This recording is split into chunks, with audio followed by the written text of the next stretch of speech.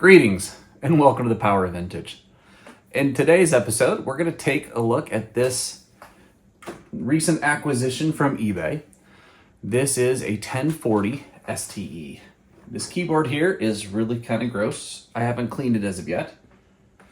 I have cleaned the case, however. So as you can see, hopefully you can see that this is a 1040 STE. This is one of those situations where I kind of just jumped on this quickly. There aren't many STEs in the United States. There are some, right? It's not like it's super, super rare, but it's much more uncommon to find an STE, especially a North American version of the STE as opposed to a European version of the STE here in the US. So today we're going to go through this guy, walk through what makes it different, what makes it special, versus a standard 1040 ST, and specifically look at this one because I actually have a couple others, and this one is a fair amount different in a couple different ways. All right, let's get to it.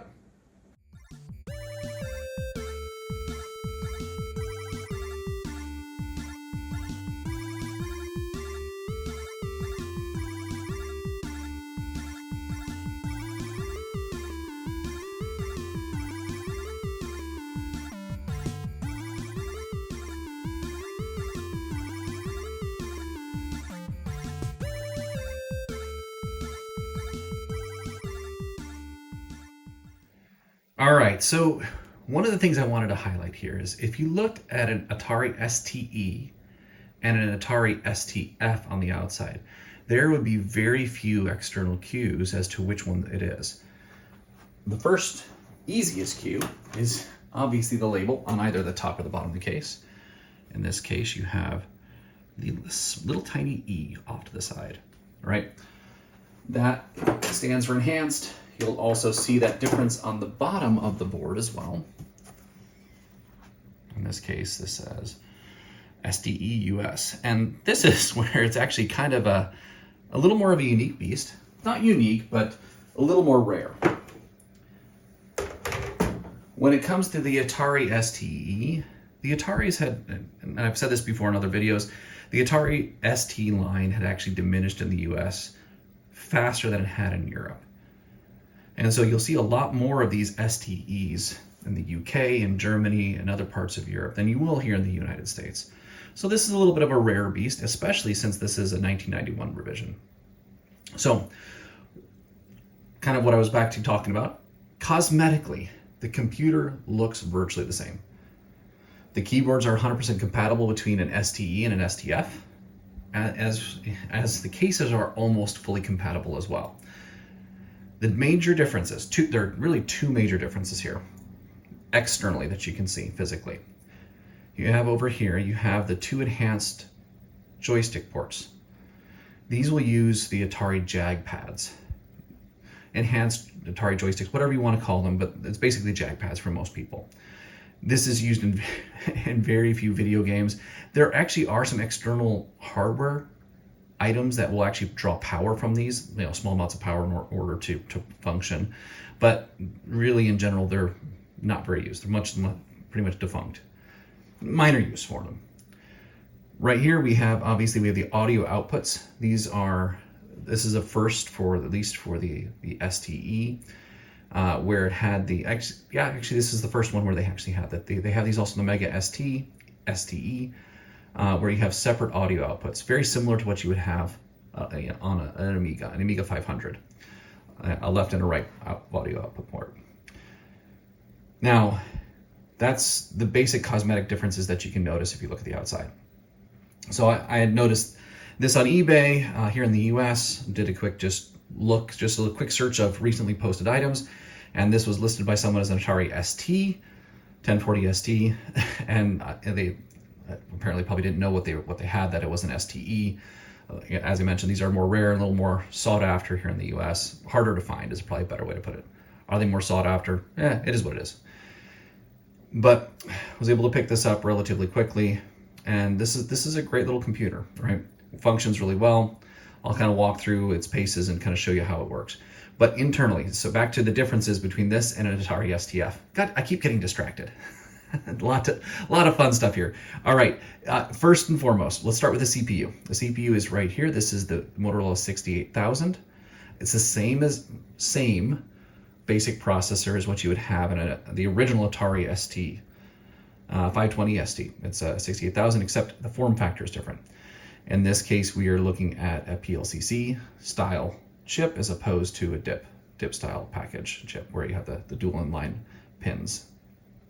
Now, what you also have here is there is a little spot. You can actually see it if you zoom in closely. I'll zoom in a little bit closely on this. It almost looks like, well, there is a place for another chip to go here. And this is where the blitter chip would have gone if the blitter was independent, was a separate chip. It was since integrated in some simplification into the MMU as well as glue chip here. So this is a combined chip, MMU glue plus blitter. And the blitter helps the performance of this computer as long as the software allows for the usage of the blitter and leverages it. It will enhance the speed of the graphics performance of this pretty significantly if it's used. And there were some games in particular that would use it and did benefit from it. But in general, this was actually because software developers would develop to the least common denominator, they would develop software for the Atari STE unenhanced. And so you didn't get as much software that actually took advantage of this capability. Additionally, another capability that you had here is that you have the shifter chip. So this is an enhanced shifter chip. It allows for a larger color palette than what you had on the original Atari ST. What it didn't do is it didn't allow for that enhanced color palette to be used with more colors on the screen at the same time. So that is kind of a downside, plus side, downside, and it wasn't used tremendously. There are definitely games that used it, but it wasn't used broadly across all software. All right. Then another element that I think is excellent, this is really a big change, is this addition of Sims, right? So this is actually a really cool, simple add-in so you could upgrade using standard memory modules, right? Awesome stuff. You could buy a 520 STE or 1040 STE and upgrade it all the way to 4 megabytes in the same manner, right? Relatively quickly. And in reality, I think it would actually make, if you're going to upgrade to 4 megabytes, buy the 520 STE back in the day, and then just pop in the Sims and you had 4 megabytes of RAM. Boom, right off the bat. Awesome stuff. Over here, this is another aspect of the Atari STE that was pretty cool, is it had the enhanced TOS version, TOS 2.06. It came originally with TOS 1.06, then 1.062, a bug-fixed version. That was fairly much akin to the Rainbow TOS, the 1.04 that you would see on the STFs. It had a little more features associated with it, but in general, they were very similar in functionality. This here, the TOS 2.06, is a much more enhanced version, had more capabilities, but in some instances is less compatible with older games and older software. The only game that I'm aware of for myself that this has really inhibited me in playing is Sundog. Sundog is one of my favorite games. Love the game. FTL, actually early Atari ST game. You need TOS 1.04 or lower in order to play that game. It gets messed up if you have the newer versions. All right, so one of the things I have not done as of yet is I have not tested that with the floppy drive. This floppy drive, actually the computer in general is actually pretty grimy. So I have cleaned the floppy drive. I did test this computer with my tested good floppy drive working. And I know that the computer itself is working excellent. We've got 1 megabyte of RAM here. The TOS 2.06 works perfectly fine. Video out's great. Power supply produces the proper voltages. So we'll just put this back in place and plug in the power and boot this puppy up. Hook it up to a nice little Atari monitor. All right, and we will use my favorite game to test it out with. So the one thing I like about this is actually double-sided version of the Ultima 4, so it actually puts both discs on one disc, if that makes sense. The game originally comes, in most instances, all the versions I've seen, came with 2 discs, program and player disc, and you'd swap them back and forth. And there was a single-sided 360 kilobyte disc. This is a 720 kilobyte disc, so it also tests out if this floppy drive is functioning properly as a double-sided floppy disk. Floppy drive, that is.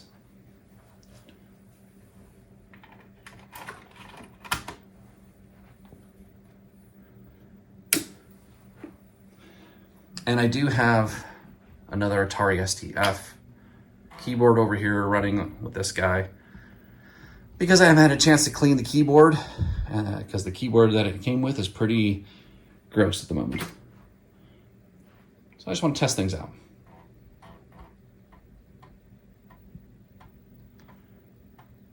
Sounded okay.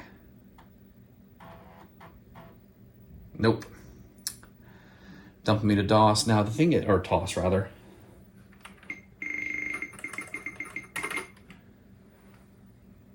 It is kind of working. Let's see.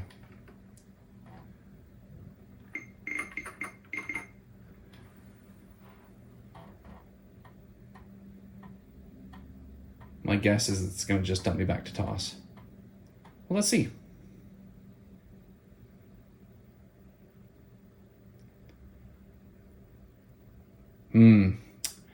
Got the busy bee. The drive isn't making any noises anymore. I have a feeling it's not working. But let's do this. Let me show this working with a working drive. Like I said, I have cleaned this drive, so I'm not worried about it damaging my floppy disk at the moment. It could be a simple head alignment issue, where the single-sided, and you know what I should probably do is I'll probably pull over a single-sided floppy disk and test it out with this as well. Here we go. Put the tested working double-sided floppy drive here and here, and we'll boot this puppy up. There we go.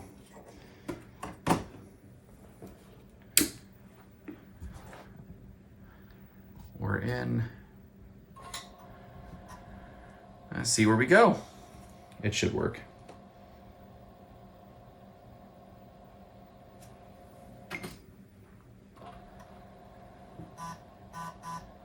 Yeah, that sounds a lot more healthy.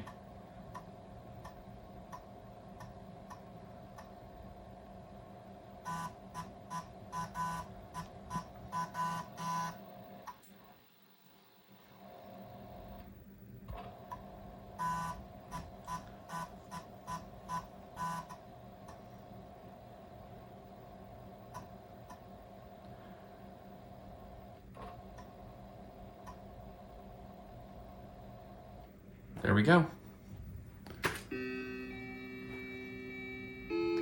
And we have Ultima 4. All right, there we go. Boom. All right, so what I will do is I'll be right back with a single-sided floppy disk to test out with the original drive. See if at least one head of the drive is working properly. Be right back. All right, we have Time Bandits here.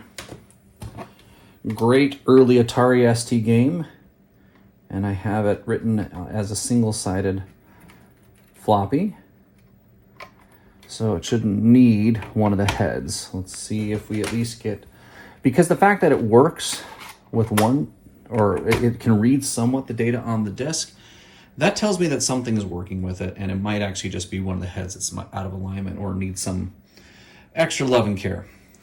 Let's just take a look at this. That's a pretty common problem I've seen in a lot of the Atari STs specifically with the floppy drives. When I have issues that the floppy drives tend to work in single-sided mode, but the double-sided tends to have issues. All right, let's see what happens here. Well, there we go.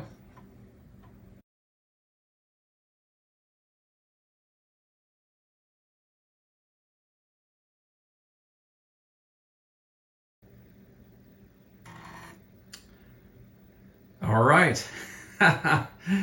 With all that, it made it all the way to the end and then bombed out. I love it. All right, so I'm gonna have to play around with this. The good thing is that the board itself works. This isn't the quote unquote dreaded DMA issue that supposedly there's a disease that affects the Atari STEs. I don't know if I believe it or not. But that said, it's a floppy drive issue if we're able to show that actually does function properly. All right, so excellent computer. We'll walk through a couple other bits and pieces. I'm going to button this guy back up. I will spend some time working on the floppy drive. See, I'll open it up in just a second. We'll play around with it as well. And then we can kind of walk through a few more things. All right, let's get to it. Thank you. All right, time to get this keyboard cleaned up. It is an absolute disaster. It looks gross, but only thing you can do is get it working. We're working on it.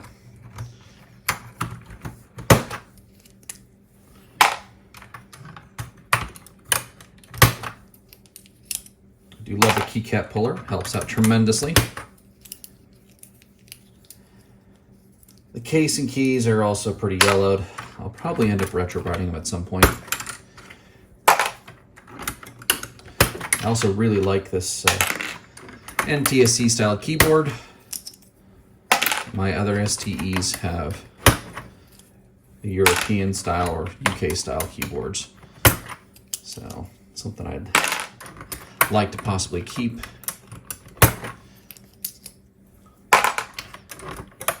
So at the end of the day, my objective is to find a new home for the STE here.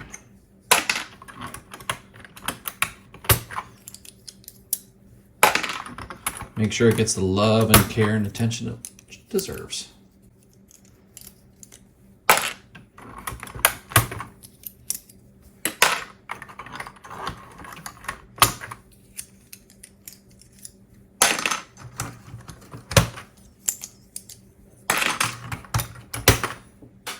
Ah!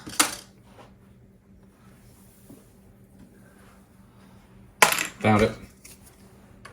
Didn't fly far. You know, there's something always fun about just getting down and cleaning up a keyboard. It can be gross, but it feels so much better when it's done. And to be frank, it's not that hard to do.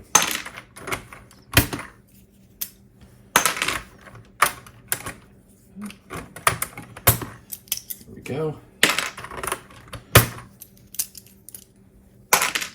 Nice thing is I love these keyboards. The circuit board on the back side is really excellent. You don't have to worry about any mylar or anything like that. There are some solder joints that can come loose over time, especially with the joystick and mouse port in particular. But in general, I've had really good luck with these keyboards. I think I've worked on probably about 2-3 dozen total Atari STs, STFs, a much smaller number of STEs, some just plain STMs, non-Fs, and I've really had a fantastic experience with the keyboards. They really are pretty robust. The rubber domes, the one thing that I've had to do with them is the rubber domes underneath. I'll occasionally have to just clean off the contacts, and once I do that, that usually solves all the problems. The worst, I think I had to put one bodged wire on one at one point in time. But again, that was a one-time deal. Almost all the others are really pretty solid, which can't be said about a lot of the other computers I've worked on. Mylars are a pain in the butt. I really like my Atari 1200 XL keyboard, except for the Mylar. The Mylar is a pain in the butt, and it tends to get sticky and unresponsive over time.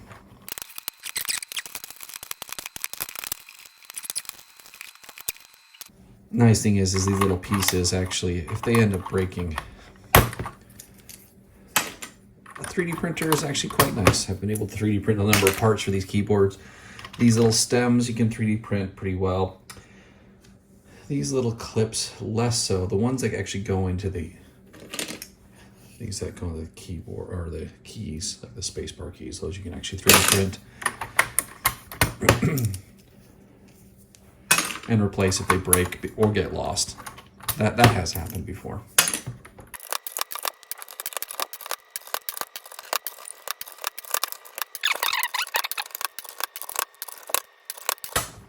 I'm just glad this is the nicer plastic.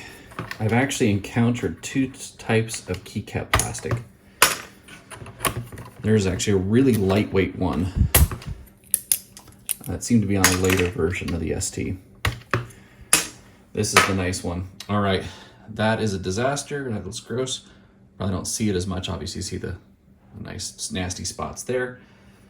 We'll get this in the sink working and soaking. All right, let's get some hot water, or warm water rather.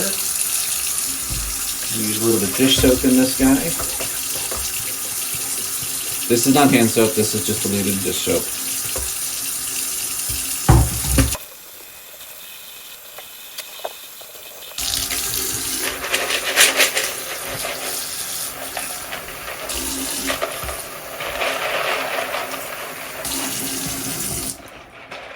We'll set these over here and get the keyboard, and we'll wipe that guy down.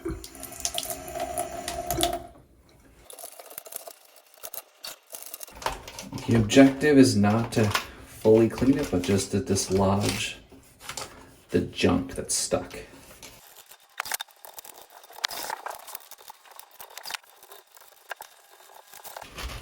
Yeah, you can clearly see where the plastic was yellowing due to sun exposure.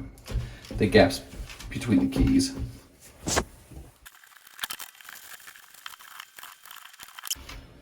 It's not perfect yet, but we've made a lot of progress.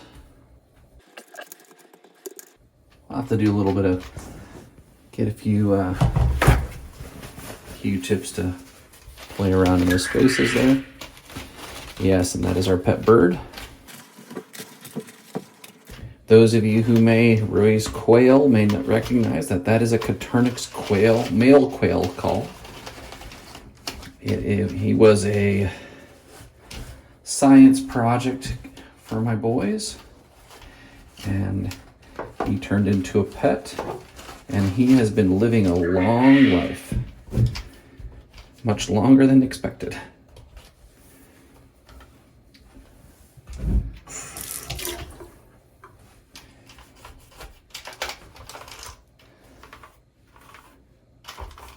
I think I got the majority of junk off here. We can use a cotton bud to get the rest with a little bit of rubbing alcohol. Or isopropyl alcohol, excuse me. Want to talk official.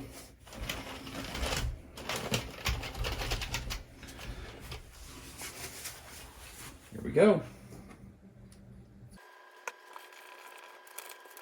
And these cotton buds are a weird shape so that our boys don't try to jam them in their ears. It's kind of a weird shape. They're safety cotton buds. They still work for electronics mostly. Actually, rather have the other kind, but hey, I have something.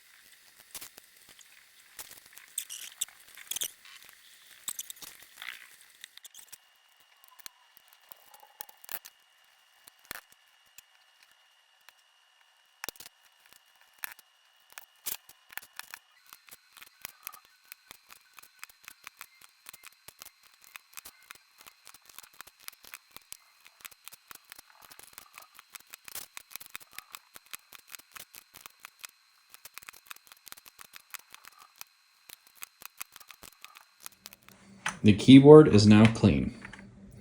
So let's do a couple more things. There's a few more things I want to do with this. So next, what we're going to do, let's set this to the side. We will bring the motherboard back out. As well, has 4 megabytes of RAM for 1 megabyte sims. And what we will do is we'll replace what we have here. These are each 256K sims, and we'll replace them each with a megabyte one in order to upgrade this to 4 megabytes of RAM. And let's start with the guy in the back.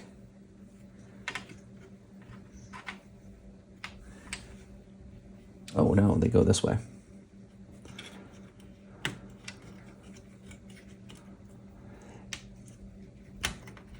There we go. One.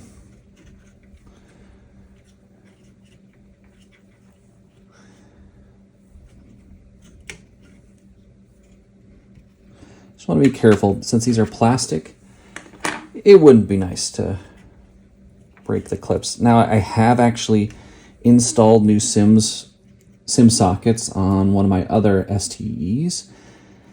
I can do that. I don't want to. I want to avoid it if I can. It's one more thing to have go wrong on the board, right?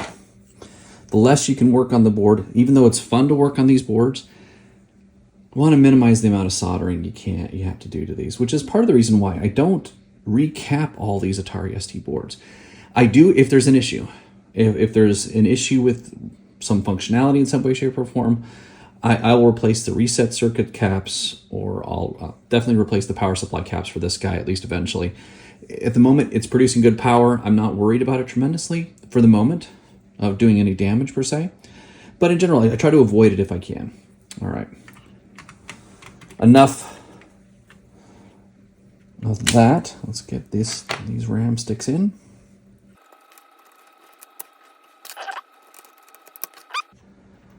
Last but not least, there.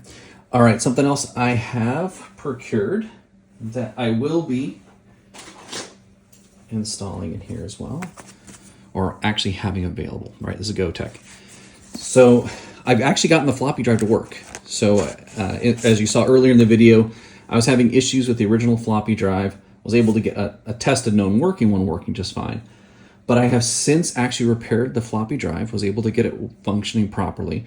Slight alignment issue. Very simple fix, or a fix. It's done. All right, so it is working, and I'm good to go there. But I do like to, when I do sell these, I do like to provide a Gotek to most people. And really, not everyone has a grease weasel. Not everyone has a PC to create floppies for their Atari ST. So having a flash media way of actually getting disk images onto the computer to run helps get people up a little quicker. All right, and so I could put a bunch of software on a flash drive, get it to someone so that they have something, a backup.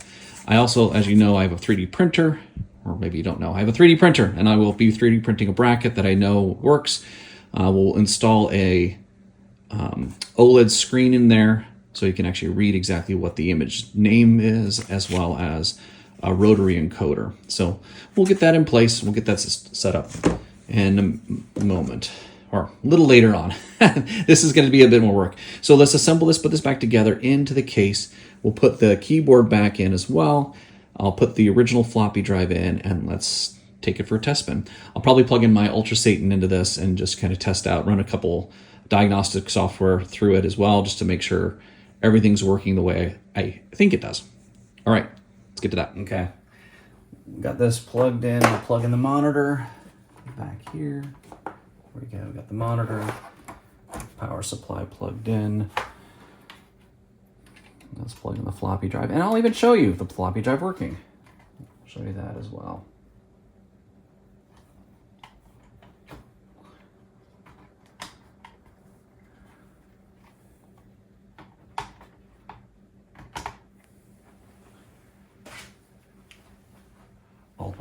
Before I do that, we're going to take this keyboard here. This keyboard has a much longer cord, so it's easier to plug in, especially when the RF shield's already on.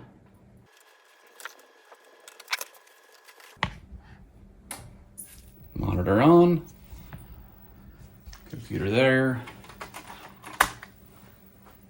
Ultima 4 on the floppy drive, the RAM check should tell us. All right. No dramatic issues at the moment.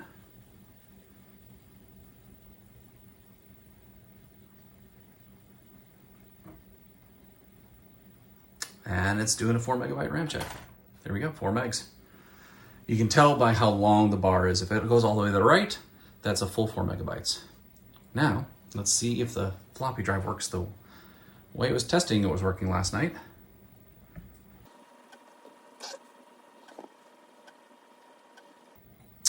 Darn it.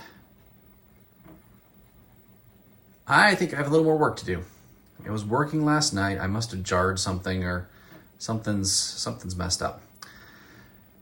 All the more reason to have the Gotek. All right, well, floppy drive is not happy.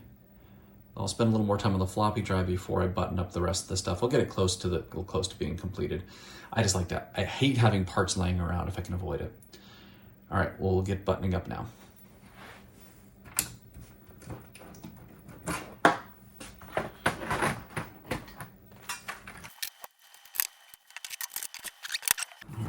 To stick this in like this. I think that's the way it's actually supposed to be done.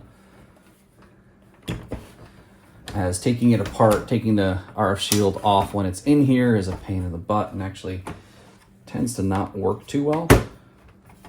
This works nicely. There we go.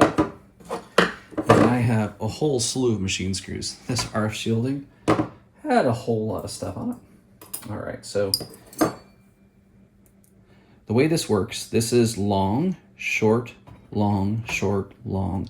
These go all the way, these three go all the way into the case, whereas these others in different parts of the RF shield actually just go into the RF shield and clamshell the RF shield together. So what you have here, let's see if we can't get a comparison of those two. Hopefully you can see the difference in length. These go into the case. These just connect to or clamp down the RF shield together.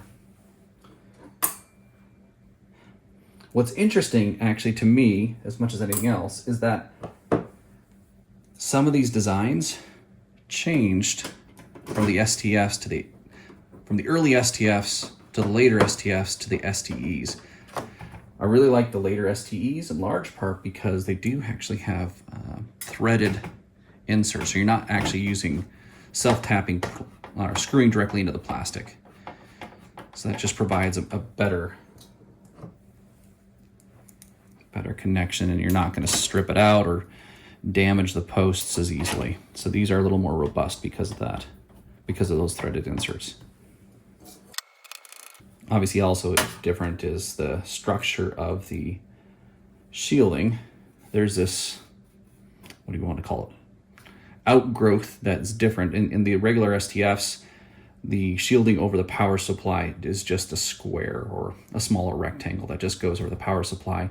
This part right here simply exposes the RAM modules. So you could potentially simply replace them without taking the whole motherboard out of the case.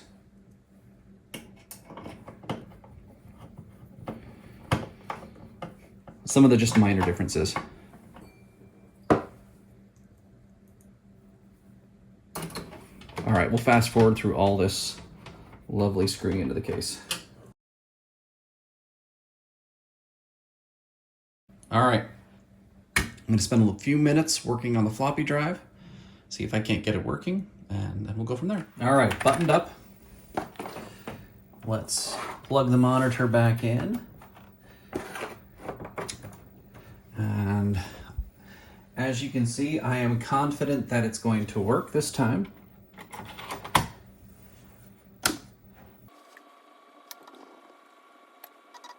You may not be able to hear the floppy drive, but it sounds a heck of a lot healthier.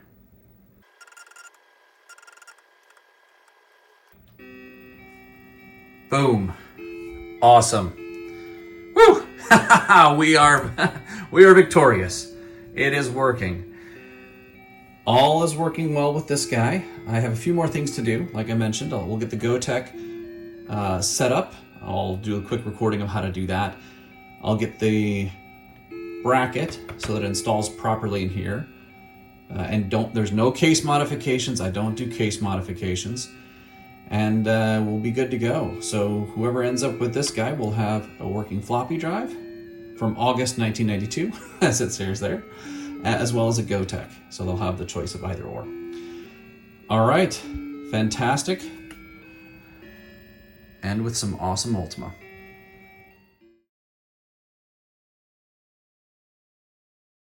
All right, you see here, the Ultra Satan. We'll flip that guy on. I also wanted to make sure, need to plug it in. There we go, lights on. Over here, I'm gonna test the mouse and joystick.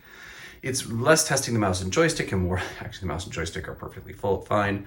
It's testing the ports and making certain that there's no dry solder joints on the port connections to the keyboard.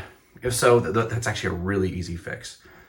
If I need, it's easy to fix, it's hard to get to because you have to go through a whole slew of tiny screws in order to get to those ports. Is what it is. We'll get to that point. Let's boot it up.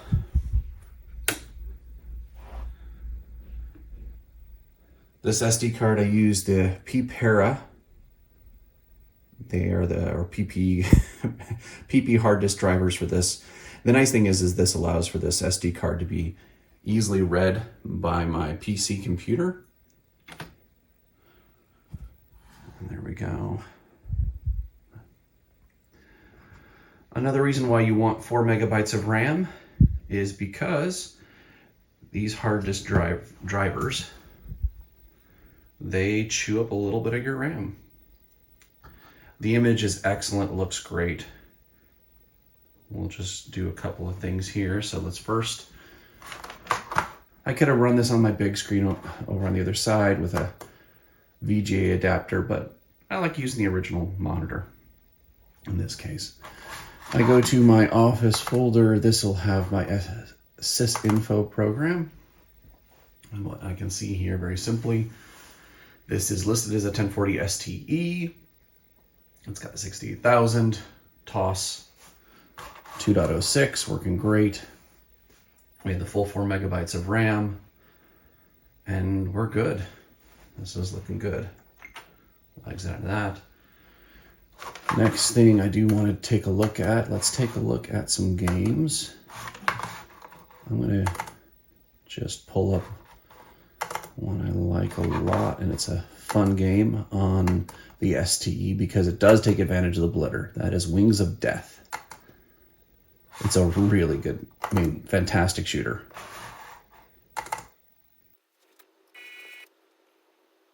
Looks perfectly clean from my side.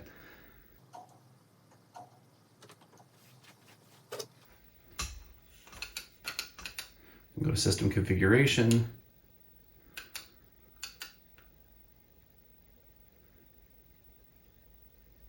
All right, this is a blitter machine. This is an STE. Blitter status on. Music plus. Start new game. Please wait.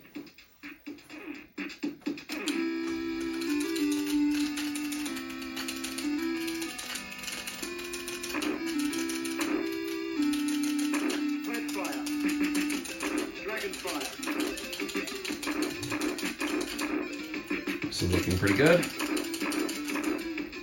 I love this game.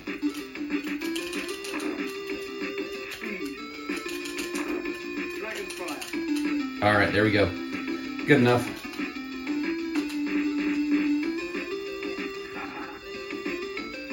And we'll just do a quick reboot.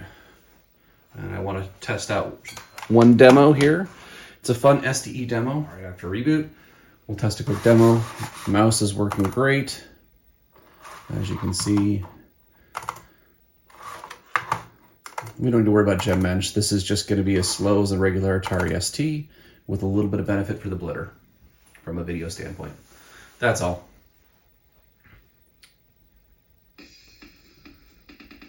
All right, little bad apple here.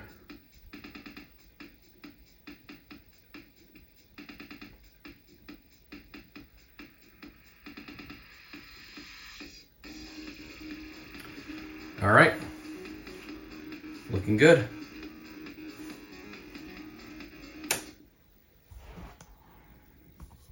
The STE is ready to go with the exception of the Gotek, and then finalizing the Gotek here, getting the OLED screen ready to go, and then building up the hard disk drive. So there's a hard disk drive kit that's out there. There's a great little project. I think it's ACSI to SD. And we'll build that up and see how that works, get it working. All right, so this is the STE, the 1040 STE, picked up off of eBay, looking good, very clean, refurbished inside and out, making certain that it works. Replaced the floppy disk drive, tried to repair the floppy disk drive. I'll probably end up spending some time doing that later to troubleshoot that some more. We have the Gotek ready to go, pun intended, with the exception of the OLED screen that needs to be put in place there, and tidy up all the wiring just to get it all installable and pretty inside the case. Those things need to be done, some minor stuff. But the Atari STE is a fantastic upgrade versus the STF. Is it massive? No. Are you getting massive speed improvements? No, but you have a lot of the compatibility. There are some issues with older games, especially if you go to TOS 2.06. There's some issues with some of the early Atari ST games. Things like Time Bandit has some issues. There are some fixes. There are fixed versions of it out there, but the original version of Time Bandit, you have Sundog that just doesn't like TOS 2.06. But you can also use this with a TOS 1.6 or 1.06 or 1.062. Both of those work fine with those older games and older software. That's the version of Rainbow TOS that works with this guy. There are a lot of creature comforts that came with the STE. I mean, Atari had learned out a lot of the stuff with regards to the STF, right? These are the very, very later. And actually this one specifically, as I showed you earlier, this one's from 1992. And so this is a very late, or 91 or 92, depending upon which sticker and chip date you want to go after. There's some chips that are 1991. I think from the floppy drive, it had a 1992 on it. What that said, this is a late version of the Atari STE. So you have a lot of those improvements and cost outs. The cost outs are with the motherboard, you lose the socketed chips, right? That's not very fun because if there's an issue, it becomes much more difficult in order to repair. On the flip side, you have really good RAM sockets, or you have RAM sockets that are not the weird stuff, right? So on some of the older STEs, you actually had SIP points, or actually just these little holes in the board. I actually had one of those that was really interesting. I installed sockets on it. I had to remove the RAM from that one. Also, you have the threaded inserts in the case. So there's a lot of those little things. The power supply is a little upgraded as well. It seems as a little more robust looking on the inside. In general, great computer, like I said, but last of an era specifically. All right, thank you so much for watching this one. Come back. There should be I'll likely create a second video to talk about, or to go through all of the Gotek work, including the 3D printing of the case, the frame to install it in the board, as well as the installation of the various different pieces together. But again, thank you for watching. Have a fantastic day. Bye-bye.